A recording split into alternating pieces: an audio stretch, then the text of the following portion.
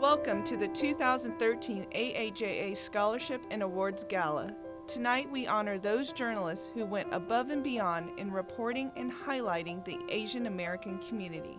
Here are this year's winners. In the unlimited subject print category, the winner is Mina for her report, Bad to the Bone.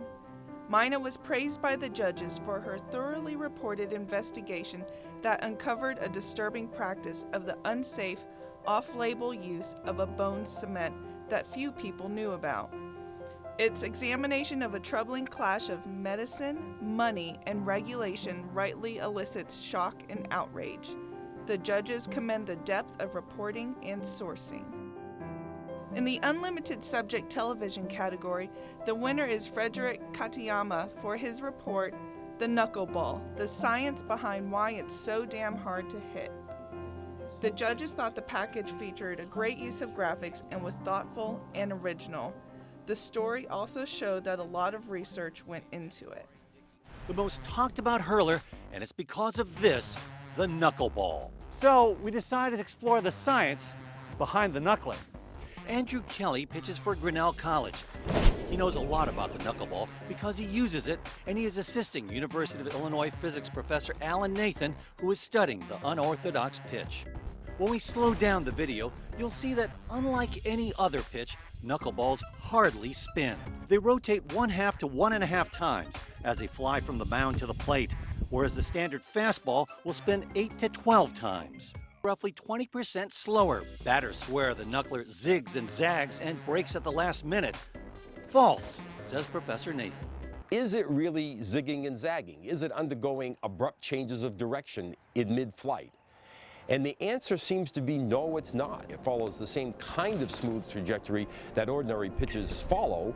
It just moves in a direction that is unpredictable by anybody. In the AAPI Issues Online category, the winner is Nancy Matsumoto for her article, Stinky, Spicy, and Delicious, the radical reinvention of Asian American food.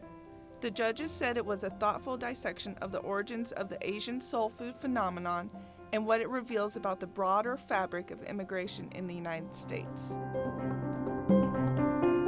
In the AAPI Issues Radio category, the winner is Heidi Chang for soundtracking The Descendants with real Hawaiian music. The judges felt the piece was beautifully woven with interviews from the movie director, musicians, and the use of music from the film. It was informative as well as entertaining and was a great example of careful editing when it comes to the use of sound bites combined with music.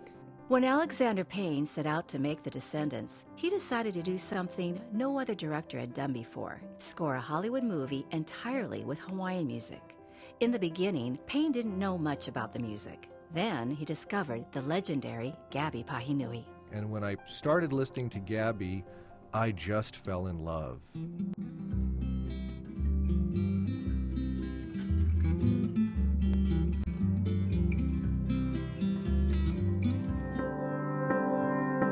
AAPI Issues Television category, the winner is Adela Uchida for her report, Lost in Translation, Asian American Fisherman Sue BP.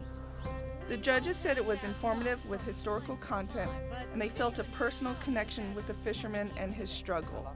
They said Adela went the extra distance, and it was a very thorough piece. That was 2005. By 2009, he'd scraped together enough money to buy a used boat and refurbish it. And then came 2010. And I fished the boat again. I tried to go out on 2010. It's my first trip out. I heard the oil spill. Then 2012, a year Trend says the shrimp are small, cheap, and less plentiful. This year may be Trend's breaking point. That's my living. I'm dependent on it. Trend hasn't received any money from BP for income lost the summer of the oil spill. And when BP hired local fishermen to help with its cleanup in the Vessels of Opportunity program, I applied for it, but they didn't tell me. Many people connected with the fishing industry, regardless of ethnicity, say they are frustrated with BP. But in the case of the Vietnamese Americans, they say it's been especially hard. In fact, dozens of them have filed a federal lawsuit. Congratulations to this year's winners.